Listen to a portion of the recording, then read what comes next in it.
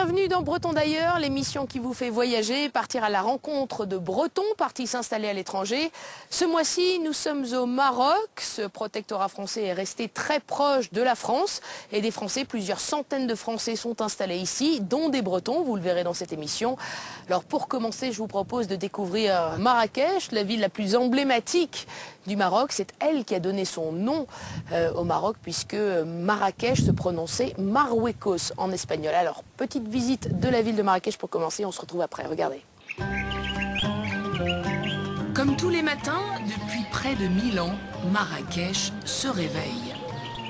Fondée en 1062 par le premier roi des Almoravides, des Berbères savants et guerriers, la cité fut fortifiée, entourée de remparts toujours visibles aujourd'hui, mais pas suffisamment résistants pour stopper la conquête des Almohades moins d'un siècle plus tard.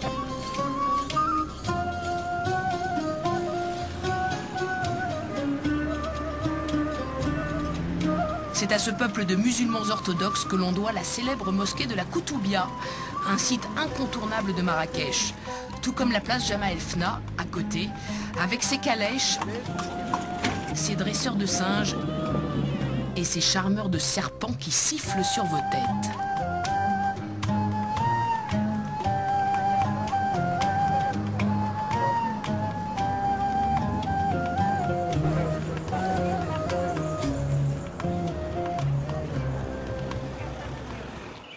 Des animaux beaucoup plus inoffensifs accueillent le visiteur dans le jardin Majorelle, du nom d'un peintre français tombé amoureux de la ville rouge dans les années 20. En contraste, il créa ce bleu outre-mer si typique. Non, pas celui-ci, celui-là, le bleu Majorelle, dont il recouvrit sa villa et son jardin, devenu propriété de Pierre Berger et d'Yves Saint-Laurent en 1980, autres amoureux du Maroc.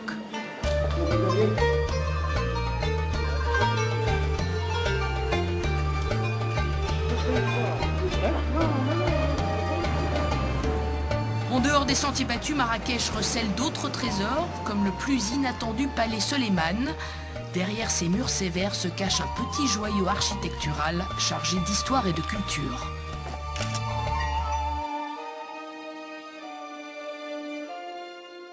Il y avait deux personnages importants à Marrakech, le Pacha El Glaoui et le Caïd Layadi. Là, on est dans la partie principale où le Caïd Layadi vivait et recevait ses hôtes de marque. Le Caïd Layadi est une figure de proue de la féodalité marrakchi. Il est né en 1880, il est décédé en 1964. Entre 64 et 71, cette partie du palais est restée inhabitée. Et en janvier 71, mes parents sont devenus propriétaires de la partie principale du palais Layadi. Mon père était, je pense, un précurseur de vouloir d'abord acheter à Marrakech en 71, parce que Marrakech n'avait pas connu l'engouement qu'elle connaît aujourd'hui. Et puis surtout, il voulait faire connaître un petit peu, ouvrir cette maison au public, à la partager avec les amoureux de l'art. Les concerts qui ont débuté au Palais Soleiman, c'était d'abord des pianistes. Et puis après, on a embrayé sur des voix. Il y a 3 mois, on a eu Suzanne Graham. On reçoit le 23 avril Soumidjo. Et on espère avoir Felicity Lott dans le courant de l'année. Il y a maintenant 4-5 ans, j'ai fait des travaux de rénovation de manière à en faire aussi un restaurant qui est ouvert tous les soirs. On a organisé la soirée pour la rétrospective d'Yves Saint-Laurent à Marrakech il y a un mois. On a suivi la soirée Dior pendant le festival de Marrakech qui ramène énormément de monde. Enfin, Marrakech est quand même une ville, est devenue maintenant une destination un peu incontournable.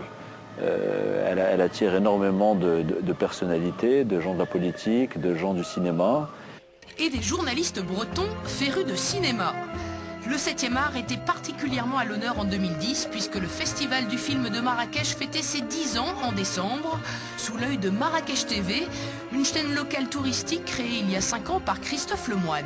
On trouvait que c'était audacieux de pouvoir se positionner auprès des touristes pour leur donner un contenu audiovisuel et touristique dans les chambres d'hôtel. Donc s'approprier Marrakech d'une manière originale et découvrir des lieux insolites grâce à Marrakech TV.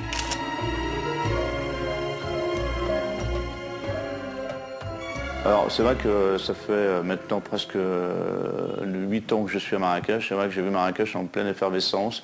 On a vu une évolution constante avec une progression économique hallucinante où il se passait des choses vraiment à une vitesse comme jamais j'avais pu le voir auparavant sur la région d'où je venais. De la région parisienne. Bon, on savait que ça ne pouvait pas continuer comme ça. La crise est passée par là et je pense que ça a été un balayage et un nettoyage en fait en profondeur qui a permis de remettre un peu tout à plat car il se passait d'un point de vue économique des choses où on achetait un morceau de terrain ou un appartement assez rapidement et on pouvait le revendre aussitôt au bout d'une semaine ou un mois ou 6 mois et faire une culbute assez intéressante. Donc c'était un peu tout et n'importe quoi. Je pense que la crise a apporté du bien à Marrakech et a régularisé un petit peu le marché. Un marché où l'offre l'emporte désormais sur la demande. La 4e plus grande ville du Maroc ne cesse de s'étendre hors les murs et pourrait bien rattraper ses grandes sœurs Casablanca, Rabat et Fès. Golf et hôtels de luxe sortent de terre jusqu'au pied de l'Atlas et si certains chantiers ont subi un coup d'arrêt, crise oblige, d'autres avancent, mais les promoteurs ont revu les tarifs.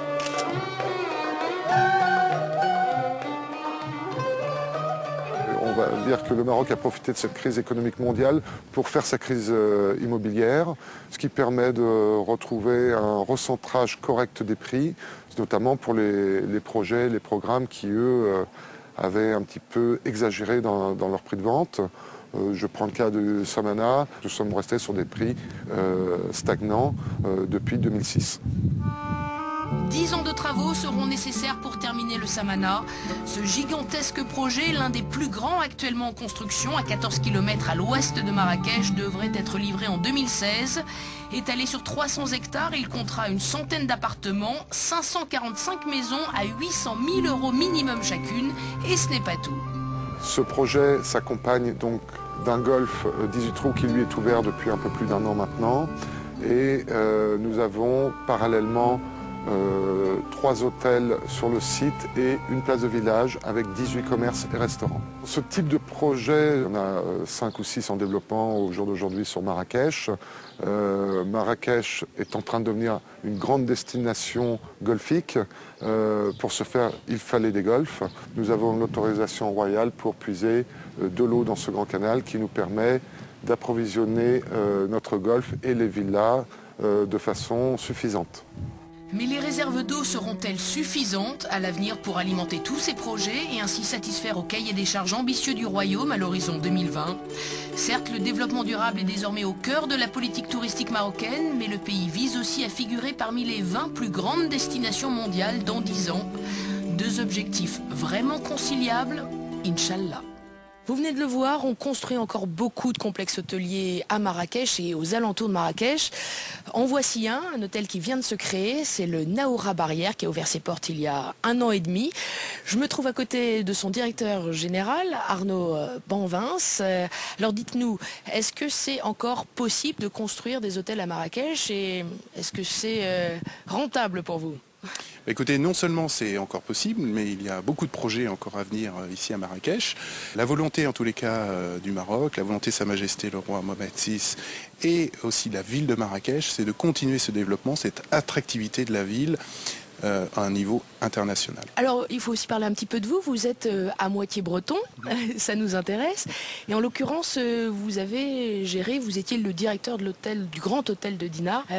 Donnez-nous un peu les points communs ou les différences entre gérer un grand hôtel comme ça en Bretagne et ici au Maroc, à Marrakech. Il y a beaucoup de similitudes. C'est un hôtel à taille humaine. Dinard compte 90 chambres. Ici, nous avons 85 chambres avec également quelque chose un petit peu différent, c'est toute la partie riad aussi que nous avons, puisque nous avons 26 riad qui se rajoutent à ce produit hôtelier. Mais l'esprit est vraiment le même. Quand on vient en Bretagne, on y vient aussi beaucoup pour rencontrer les gens, voir les paysages, profiter de la mer. Il n'y a pas que ça, il y a aussi toute la partie gastronomie. Quand on vient à Marrakech, c'est un peu nous, notre projet aujourd'hui de positionner l'hôtel, c'est aussi de venir voir les gens, rencontrer un peu ce qui s'y fait. Et puis, je dirais que la possibilité avec différentes prestations, hôtels, spa, restauration, en fait un produit très complet. La différence, c'est que le Grand Hôtel Barrière de Dinard a fêté ses 150 ans il y a encore, je crois, deux ans. Et nous, nous fêtons nos 1 an et demi. Donc voilà, il y a beaucoup de choses à rattraper. Encore attendre une bonne centaine d'années. Concernant la différence ou les similitudes qu'il y a entre les Bretons et les Berbères, est-ce que vous avez senti des points communs? Ce qui pourrait les rapprocher, c'est déjà la chaleur humaine.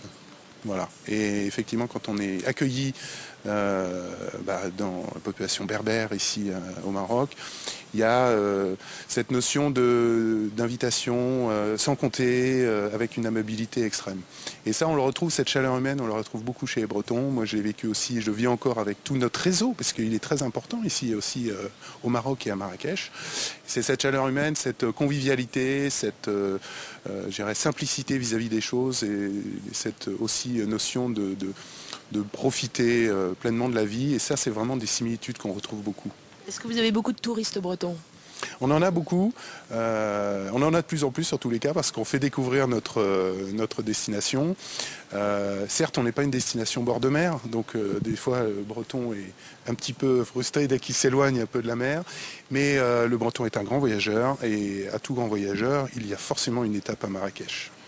Certes, et vous me facilitez la transition puisque je vous propose de voir le portrait et le parcours étonnant de ce Breton, Jean-Claude Carré, qui s'est installé à Marrakech et vous allez le voir et l'entendre, il a un parcours assez exceptionnel, regardez.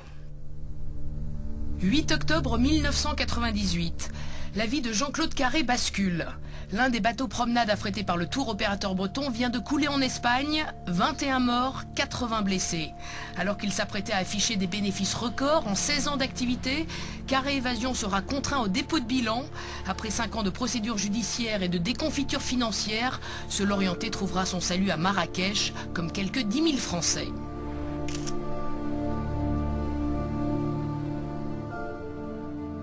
Je suis au Maroc depuis 2004, après la fin d'une triste aventure de voyagiste en Bretagne. Et ensuite, la reprise du restaurant créé par Jean Lefebvre sur la plage de Maïfna. Ça pouvait s'appeler que la bohème. Parce qu'à la limite, j'étais devenu un bohémien. Cette activité, nous l'avons gérée jusqu'à juin 2010. Et parallèlement à ça, nous exploitons une villa appelée la Petite Marquise, dans la banlieue toute proche de Marrakech. Il y a la partie appartement pour nous et puis la partie chambre d'hôte. Et là, on est donc à la Petite Marquise, donc chambre d'hôte, 8 chambres. 8 chambres, une salle à manger, un patio où les clients aiment bien dîner le soir, hein, le barbecue. On peut héberger 16 personnes en chambre double ou 23 en triple ou en quadruple. À partir de 60 €.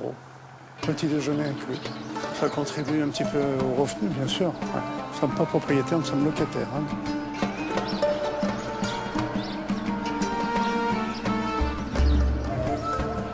Tous les matins, Jean-Claude Carré se rend ainsi dans son agence de voyage, une autre affaire que cet entrepreneur infatigable a créée au Maroc.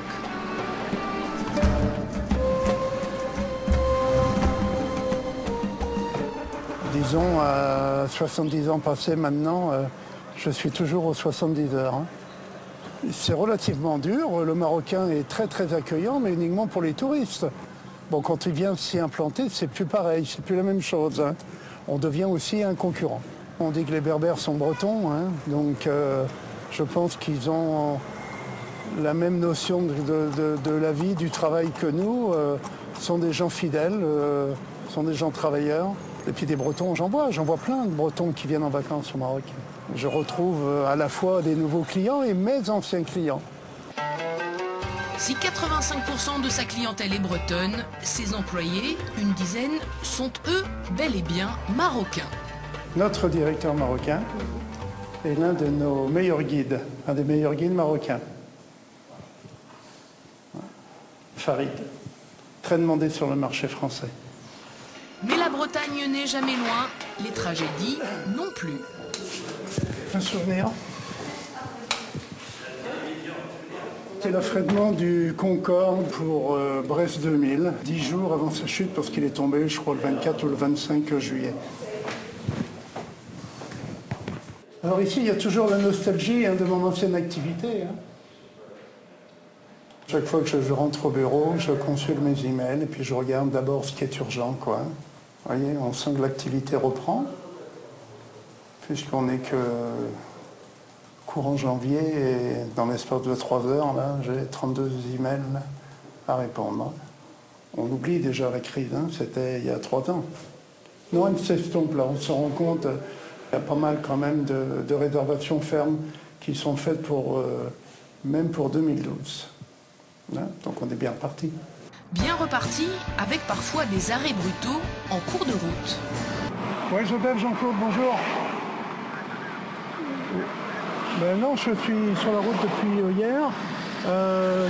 Qu'est-ce qui dit ton mail? Que mon décom a cessé, c'est ça?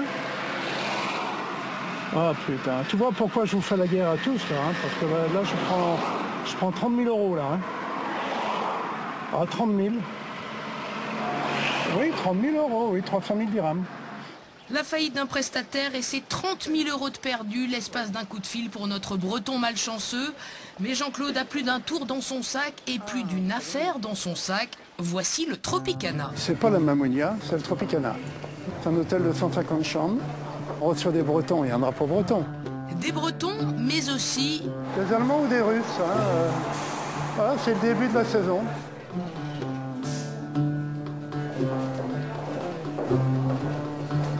Bonjour. Ça va, il y a des petits problèmes? Non, discute entre nous pour chercher. Ah, d'accord. Okay. Pas de problème ici, mais un petit problème là. Chantal, la compagne de Jean-Claude, s'est fracturé le péroné, mais elle conserve l'appétit et des anecdotes. On essaye de manger un petit peu à la bretonne, de temps en temps. Ça fait du bien, ça sort de la tagine et du couscous. On mange les crêpes une fois par semaine également. Quand on a pris la Bohème, en 2004, bien sûr, nous avions des difficultés de faire venir les clients. Une idée étant que nous étions bretons, nous avons mis le drapeau breton à la terrasse et nous a attiré, et qui a attiré tous les Bretons qui passaient sur la place Jamaïfna. Ils venaient nous voir, bah oui, ils venaient nous voir pour savoir qui nous étions, d'où on venait. Les Bretons est curieux. Et peut-être suffisamment curieux pour venir ici dans cet hôtel lors d'un prochain séjour à Marrakech. En attendant, Jean-Claude et Chantal poursuivent leur aventure marocaine. On leur souhaite bon vent. Quittons à présent Jean-Claude Carré et Marrakech et envolons-nous, c'est le cas de le dire, vers la côte atlantique et en particulier Al Jadida. Regardez.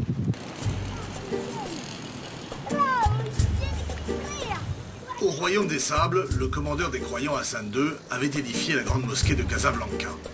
Mais le poumon économique du Maroc, comme Humphrey Bogart fut le premier à populariser au cinéma, connaît aujourd'hui sa nouvelle vague.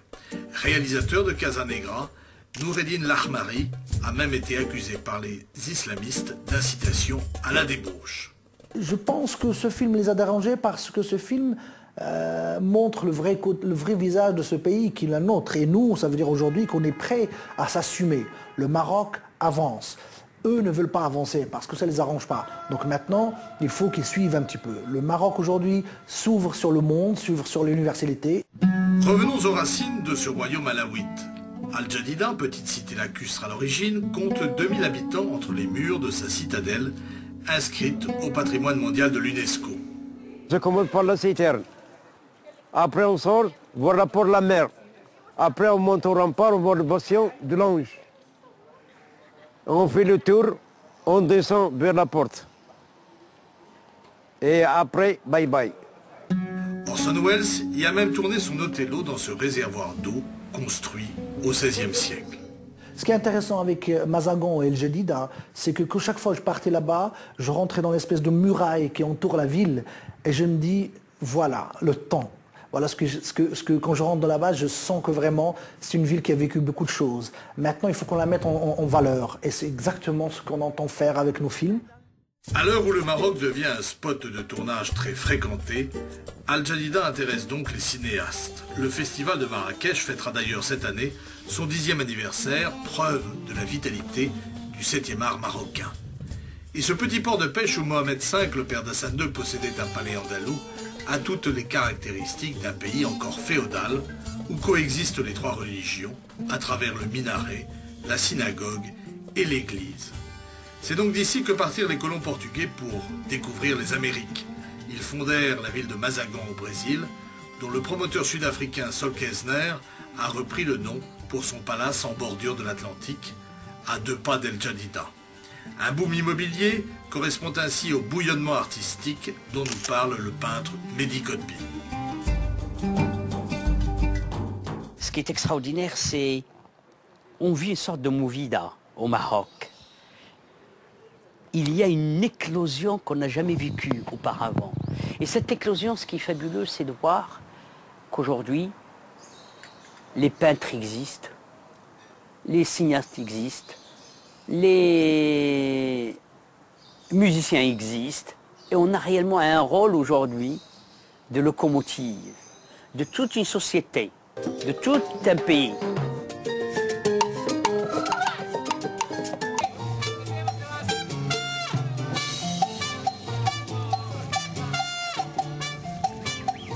Outre un casino et une discothèque, l'hôtel 5 étoiles comporte un centre de remise en forme et un golf de 18 trous qui épouse les 7 km de littoral. À proximité de l'hôtel, un programme de villas de type californien a été conçu par l'architecte Lamri Alaoui. Inauguré en grande pompe le 31 octobre 2009 en présence de Jamel Debbouze, Naomi Campbell, Jean-Michel Jarre ou Clotilde Courreau, le Mazagan Beach Resort est piloté d'une main de fer par sa PDGère, Marie-Béatrice Lallemand, qui n'oublie pas le développement durable. Il y a eu une vraie volonté de protéger l'écosystème. Donc le premier exemple, c'est le golf qui a été construit dans les dunes. Donc c'est le Gary Player qui s'est adapté aux dunes et non pas nous qui avons déplacé les dunes. On a planté plus de 3000 arbres et on a fait surtout tout un système d'arrosage qui nous permet d'arroser, on récupère toutes les eaux usées, on a notre propre station d'épuration, on arrose le golfe avec de l'eau saumâtre qu'on peut, si nécessaire, mélanger avec l'eau de mer désalinisée. Donc nous sommes complètement indépendants. Les installations techniques de ce complexe qui sert 1500 couverts par jour et où l'on consomme 2 tonnes de poissons et 5 tonnes de viande au quotidien sont dirigées par un Breton passé par l'école des apprentis mécaniciens de Saint-Mandrier. Denis Bouillon, reconverti dans l'hôtellerie à 32 ans, applique ici les qualités acquises lors de sa formation militaire. Alors mon premier bateau était l'Espadon, qui était affecté à la base de Quai-Romans à Lorient. Après un périple de 5 ans sur ce bâtiment, je suis parti à la force de dissuasion. J'ai embarqué sur un SNLE, un sous-marin nucléaire lançant d'engins qui s'appelait, puisque maintenant il est parti à la casse aussi, c'est le Tonnant. Donc j'ai participé à la fin de construction à Cherbourg, la fin de l'armement, les essais, les traversées de longue durée et 4 patrouilles. Après je suis parti à Toulon pour rejoindre l'escalier de la Méditerranée pour embarquer sur les sous-marins nucléaires d'attaque. Et alors là il y a un truc extraordinaire, c'est que vous terminez votre carrière de marin sur quel sous-marin? Sur le Casablanca. Sur le Casablanca qui préfigure votre arrivée quelques années plus tard au Maroc. Au Maroc, à Casablanca. De la Bretagne au Maroc, un lien s'est donc créé entre Celtes et Berbères dans ce pays musulman à la jonction du monde arabe et de l'Afrique. Ainsi se termine Breton d'ailleurs, au pied de la Mamounia. Le mythique palace a été restauré il y a peu de temps, en 2006, par le décorateur Jacques Garcia. 3 ans de chantier, puis il vient de réouvrir, c'était en septembre 2009, à la plus grande joie des touristes, dont vous serez peut-être prochainement. C'est la fin de cette émission que vous pouvez retrouver sur tbotv.fr. Au mois prochain, Kenavo.